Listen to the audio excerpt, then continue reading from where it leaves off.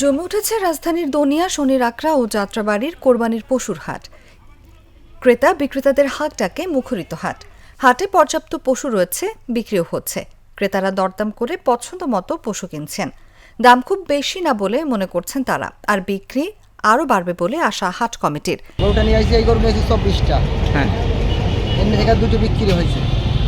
এখনো দামাদামি হচ্ছে, বেচা কেনা হয় নাই, সময় আছে, কি হবে না হবে না, লস হয় না। 40-42 করে বেচা হয়েছে, 45 বেচা হয়েছে, আবার 55 বিক্রি হয়েছে। এই গরু 24টার ভাড়া হয়েছিল 18,000, গাড়ি ভাড়া 15,000 টাকা। যে দাম হয়েছে যে সময়ের মধ্যে তো অনেক সময় আছে, এই সময়তে বোঝা যাইব আল্লাহ করে। এদিকে কোনো কোনো পাইকার বুধবার বিকেলে, আবার কেউ আজ সকালে হাটে গরু নিয়ে বিক্রি করতে না পেরে হতাশ। তবে পাইকাররা আশা করছেন আজ বাদে কাল আরও একদিন আছে ঈদের আগে, এর মধ্যে সব পশু বিক্রি হয়ে যাবে। এক পাইকারের দাবি, পশুর দাম গত বছরের চেয়ে একটু কম। রায়েরবাগ, শনির আখড়া, দনিয়া, কাজলা ও আশেপাশের হাটে সরেজমিনে দেখা গেছে কোরবানির পশু নিয়ে ক্রেতা বিক্রেতাদের মধ্যে চলছে দর কষাকষি।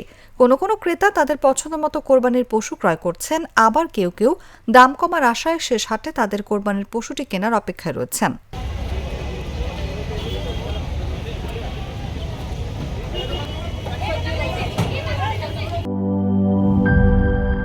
একনল অ্যাডভান্সড হাইজিন সোপ, এবার জীবাণু ধুলাবালি ঘাম ক্লিন বোল্ড।